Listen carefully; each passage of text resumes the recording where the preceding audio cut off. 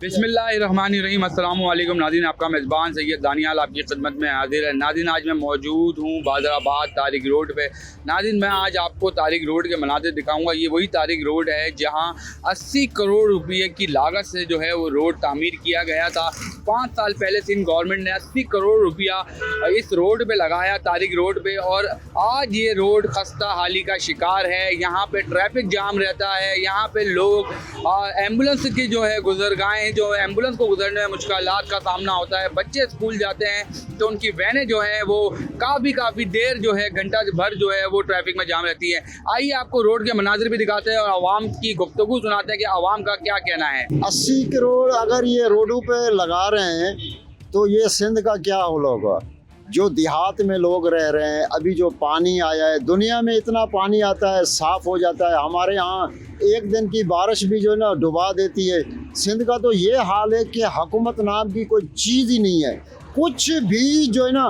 मेरा ज़िला घोटकी है और घोटकी में 4 फुट अभी भी पानी खड़ा हुआ है। सिंध ना हुकूमत नाम की कोई चीज़ ही नहीं है। यहाँ पाकिस्तान के अंदर लाकानूनियत चल रही है। कोई भी इदारा हो, सब अपनी जेबें भर रही हैं। इतना उनको जो है ना एड मिला है और इतनी इमदाद मिली है कि 4 पाकिस्तान बन सकते हैं।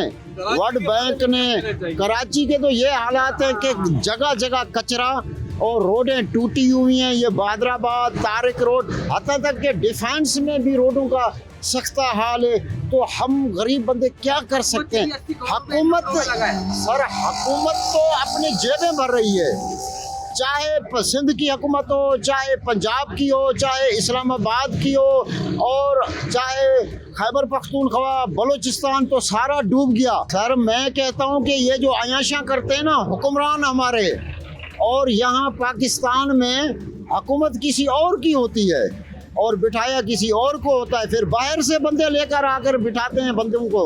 यहाँ वज़ीर आज़म बन जाता है, वज़ीर ख़ारजा बन जाते हैं, पता नहीं कहाँ कहाँ से हमारे आगे मुसलत करते हैं। हम पैदाशी पाकिस्तानी, हमें तो इन्होंने ऐसा कर दिया है कि खुदकशी, बच्चे मर रहे हैं। और अपना ये जो पानी खड़ा हुआ है, पानी में तो इतने जरासीम बीमारियाँ पैदा हो रही हैं और डेंगू पैदा हो रही है, पेचस हो गए हैं लोगों को। कोई यानी मकसद है कि हुकूमत, खुदा के लिए मैं हुकूमत पाकिस्तान, पाकिस्तान आर्मी और जज जो बैठे हुए हैं हमारे, जो हमारे खून पसीना ये खून चूस रहे हैं, मैं उनसे अपील करता हूँ हाथ जोड़ के कि भाई इस मुल्क के लिए सोचो, इस गरीब आवाम के लिए सोचो।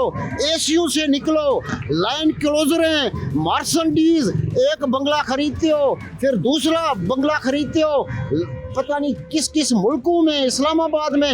ये किसी के बाप की जागीर नहीं है कि इस मुल्क को लूटो, आवाम का खून चूसो।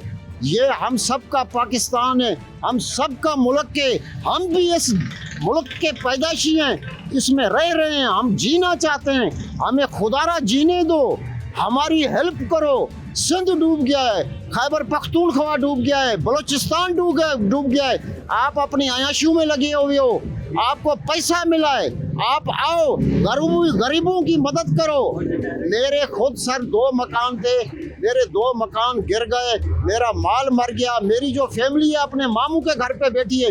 मैं 4 तारीख को कराची में आया हूँ रोजगारी के लिए, उनको रोता हुआ छोड़ के, रोता हुआ, अपने बच्चे छोटे छोटे, अभी फ़ोनें आ रही हैं। मैं सिक्योरिटी गार्ड में कंपनी में हूँ, मैंने कंपनी वालों से बोला कि मुझे एक तनख्वाह एडवांस दे दो ताकि मैं अपने घर भेजूँ। उन्होंने बोला नौकरी करनी है तो करो, नहीं तो जाओ। मैं क्या कर सकता हूँ, मैं किसके पास जाऊँ सर, किससे फरियाद करूं मैं। अच्छा, सिंध गवर्नमेंट को क्या कहना चाहेंगे? सर मैं सिंध गवर्नमेंट से अपील करता हूं, जरदारी साहब, बिलावल भुट्टो साहब, आपके नाना कैसे थे, आपका मामे कैसे थे, आपकी वालदा कैसी थी। आप इन चुगल से निकलो और अपनी खुददारी से सियासत करो और गरीबों में जाओ। जिस तरह पे जुल्फ़िकार अली भुट्टो जाते थे, जिस तरह पे मुर्तज़ा जाता था, शाहनवाज जाता था, इससे कुछ भी नहीं होगा। अगर आप मर भी गए तो शहीद हो गए, शहीद का रुतबा बड़ा है। वैसे भी गड़ी खुदा बिश्क में आपके नाने, आपकी वालदा, आपके मामू, आप इससे निकलो और सिंध हुकूमत सिंध की आवाम पे फोकस करो और सिंध को बनाओ, सिंध को पेरिस बनाओ। अल्लाह पाक ने आपको मौका दिया है, अल्लाह पाक ने आपको पैसे दिए हैं, अल्लाह पाक ने आपको इज्जत दी है, आपको एक बनी बनाई पार्टी मिली है, बनी बनाई। जुल्फकार अली भुट्टो ने और उसके ख़ानदान ने अपना खून देकर इस पार्टी को बनाया, इसको डूबने मत दो। मैं हाथ जोड़ के आपसे अपील कर रहा हूँ, बिलावल भुट्टो साहब, आप हमारी जान हो, ये पाकिस्तान हमारी जान है।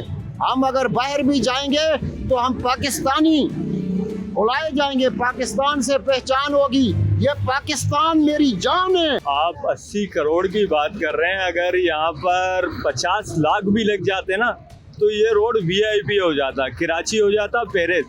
ये पेरिस की सिर्फ बातें हैं जो भुट्टो साहब करके गए थे कि मैं कराची को पेरिस बना दूंगा, ये कर दूंगा, वो कर दूंगा, वो सब कहने की बातें थी भाई। यहाँ पर अगर 50 लाख भी लगा देना तो रोड आपको चमकता हुआ नजर आएगा। मगर यहाँ पर आप देखें, कराची से, पूरी कराची से लोग आते हैं शॉपिंग करने के लिए तारिक रोड पर, बादराबाद पर, मगर यहाँ रोडों के हाल देख लें, खड्डे, जाम, रोडों की सत्यानाश हुई हुई, यहाँ तक कि अंडरपास बना हुआ है। उस अंडरपास को आप जाकर देख लें तो वो अंडरपास पे कितने करोड़ रुपए लग चुके हैं, अरबों रुपए लगे हैं उस अंडरपास पे। मगर उस अंडरपास का हाल तो आप देख लें, पानी से भरा हुआ होता है, खड्डे हैं, रोड पूरा टूट गए। वहाँ पर आवाम बिल्कुल बेजार हो चुकी है भाई, बिल्कुल बेजार हो चुकी है। एक तो महंगाई, ऊपर से गवर्नमेंट काम भी नहीं करवा रही। आवाम जाए तो जाए कहाँ भाई? ये सिर्फ वोट के लिए आते हैं कि भाई वोट हमें दे दो, उसके बाद आपको सलाम भी नहीं करेंगे, ये सलाम भी नहीं करेंगे आपको। और रोडों की क्या पोजीशन आप बताते हो कि रोड हमारे सही हैं? 80 करोड़ नहीं लगे हैं भाई, ये सिर्फ 50 लाख लगे। उसके बाद सारे पैसे वहाँ उनके ठेकेदार के जेब में गए, MNA के जेब में गए, वजीर के जेब में गए, तो बचेगा क्या भाई यहाँ पर पाकिस्तान में? पाकिस्तान में कराची के अंदर कोई काम नहीं हो रहा भाई, कचरे के ढेर पड़े हुए हैं। कराची को इन्होंने कचरे का ढेर बना दिए, पूरा कचरे का ढेर बना दिए भाई। हुकूमत को यही मैसेज देंगे कि अल्लाह ताला इनको हिदायत दे दे कि होश के नाखून ले लें। ये सैलाब जो आया है ये अल्लाह ताला का अजाब है हम पे, ये अजाब है। ये जो हमारे हुक्मरान है इनकी नाअहली है मेरे भाई। ये अगर सही हो जाए तो ये अजाब हम पे नहीं आएंगे। ये जो आवाम का पैसा ये खा रहे हैं, आवाम इतनी टैक्स दे रही है, कराची 70% टैक्स दे रहे हैं, वो टैक्स का पैसा जा कहाँ रहा है? वो पैसा कहाँ जा रहा है? हमें तो ये समझ नहीं आ रहा है। कराची की आवाम देखें, नौजवान देखें तो बाइकियाँ चला रहे हैं, कोई फूड पांडा चला रहे हैं भाई। तो ये कहाँ आवाम को नौकरियाँ क्यों नहीं दे रहे हैं? बाकी आप क्या कहें, आपको सबको पता है, पूरे पाकिस्तान को पता है कि हमारी गवर्नमेंट क्या है, सबको पूरे पाकिस्तान को पता है। आवाम बच्चे को पता है कि हमारी गवर्नमेंट जो है वो पैसे अपने जेबों में डालती है, आवाम पर नहीं लगाती।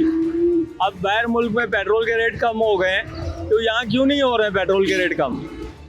क्यों बढ़ाए जा रहे हैं रेट? भाई मटेरियल आप अगर जहाँ पर 10 बोरी सीमेंट की लग रही है तो वहाँ पर 1 बोरी लगाओगे तो रोड कहाँ बनेगा मेरे भाई? 9 बोरियों के पैसे तो खा जाते हैं, तो कहाँ से रोड बनेगा हमारा? यही डामर की आप बात ले लें, अगर डामर 100 ड्रम लग रहे हैं तो वहाँ पर 10 ड्रम लगाते हैं वो, तो रोड हमारे बारिश जब आती है तो एक ही बारिश के अंदर ख़राब हो जाते हैं। बारिश तो दूर की बात है, सीवरेज का पानी निकलते तो उस पर भी रोड ख़राब हो जाते हैं। खड्डे, जाम वगैरह सब आ जाते हैं, जिसमें माजूर बच्चे हैं, हमारे माजूर हैं, हमारी माएँ बहनें हैं जो रोडों पे गिर जाती हैं। वो गवर्नमेंट की वजह से गिरती है, क्योंकि रोड ही हमारे सही नहीं है। रोड हमारे सही होंगे तो आवाम खुश होगी भाई। 80 करोड़ में तो एक पूरी सोसाइटी बन जाती, पूरी सोसाइटी बन जाती। उसमें कितने गरीब आवाम रह सकती थी, पूरी सोसाइटी बन जाती थी। अगर हम अपना घर भी बनाते हैं तो 10 लाख लगाते हैं तो नजर आता है कि हाँ भाई 10 लाख लगे, घर बन गया हमारा, VIP घर बन गया। यहाँ तो 80 करोड़ भाई, 80 करोड़ किसको बोलते हैं? 80 करोड़ रुपए में से इन्होंने सिर्फ 2 करोड़ या 3 करोड़ लगाए, बाकी सब जेबों में टाटा फिश कर दी है इन्होंने। आवाम की बजा के रखी हुई है, आवाम कहाँ जाएगी? आवाम कुछ बोलती है तो उन पे केसेस बनते हैं। हमारी गवर्नमेंट तो इस तरह की है भाई, उनको सच बात तो हजम होती नहीं है। वो तो कहते हैं हमारी तरफ से झूठ बोला करो कि हमने रोड बना दी है, ये कर दी है, वो कर दिया, हम आपको 10-20 हज़ार रुपये दे देंगे। भाई 10-20 हज़ार की बात नहीं है, आवाम की बात है, पाकिस्तान की बात है, कराची की बात है। पाकिस्तान का सोचो मेरे भाई कि दुनिया कहाँ से कहाँ पहुँच गई। हम अभी तक बिजली, रोड, पानी के पीछे लगे हुए हैं और किसी चीज़ के पीछे नहीं लगे हुए हैं। हमारे यहाँ तो बिजली नहीं आती, पानी नहीं आते हैं तो हम क्या करें मेरे भाई। दुनिया पता नहीं चांद पे पहुंच गई है, दुनिया हमसे 200 साल आगे निकल गई है और अभी तक हम 100 साल पीछे रोड के पीछे लगे हुए हैं कि हमारे रोड नहीं बन रहे, हमारे पानी नहीं आ रहा, हमारा गैस नहीं आ रहा, हमारा बिजली नहीं आ रही, तो हम क्या करें मेरे भाई। यार 80 करोड़ की तो बात नहीं, अगर 5 रुपये भी लगे ना रोड पे तो नज़र आता है कि 5 रुपये लगा है। 80 करोड़ अगर लगता तो आवाम में से दलील और ख्वार नहीं होती, ट्रैफिक में, खड्डे में, कमर में दर्द, जो बेचारा माजूर है गिर जाए तो उसके लिए तो तकलीफ है। और अगर कोई गिर जाता तो यार आवाम भी नहीं उठाती उसको, तो जो ऊपर लेवल पे बैठे हैं वो क्या हेल्प करेंगे आवाम की। हाँ मैं गिरा था रोड के ऊपर क्योंकि खड्डा था और ढक्कन मतलब होल हुआ था ज़मीन में, वो कवर नहीं था, उसका ढक्कन तक नहीं था, जो कि सिर्फ मेरे ख्याल से 500-600 रुपये का आता है। तो आप 80 करोड़ की तो बात नहीं करो यार, एक ढक्कन तक नहीं लगाते। यानी कि एक ये जो अगर खंभा आप देख लें, इसमें एक लाइट भी नहीं है, रोड की जो लाइट होती है जिसमें रोशनी बंदा नज़र आए। अब आप अगर यहाँ पे देख लें मेन रोड पे 4 मीनार देख लें कितने खड्डे हैं, आप अगर कैमरा घुमा के दिखा दें। जी नाज़रीन, आपने लोगों की गुफ्तगू सुनी। लोगों का यही कहना है ये 80 करोड़ रुपया जो इस रोडों पे लगाया गया है, यही पैसा अगर गरीब के घर बनाने में लगाया जाता तो कितने ही गरीबों को छत जो है फराहम हो जाती। कितने गरीब जो है जो आज खुले रोडों पे बैठे हैं, आज जो सैलाब मुतासिरीन भी इसमें मौजूद हैं, अगर यही पैसा अगर उन पे लगाया जाए तो आज वो दर बदर जो हुए वह रोडों पे अपनी ज़िंदगी गुजारने पे मजबूर हैं, तो वो उनके जो है छत फराहम हो जाए। तो नाज़रीन, ये था आज का हमारा प्रोग्राम और तारिक रोड से हमने आपको दिखाया कि जो सिंध गवर्नमेंट ने जो पैसा खर्च किया है वो बहुत बेहतरीन काम किया है, और आज जो उस बेहतरीन काम का नतीजा ये है कि आज ये रोड फिर टूट फूट का शिकार है, फिर आवाम को अजियत का सामना करना पड़ रहा है। तो नाज़रीन, ये था आज का हमारा प्रोग्राम। अगले प्रोग्राम तक के लिए अपने मेज़बान सैयद दानियल को दीजिए इजाज़त। अल्लाह हाफ़िज़।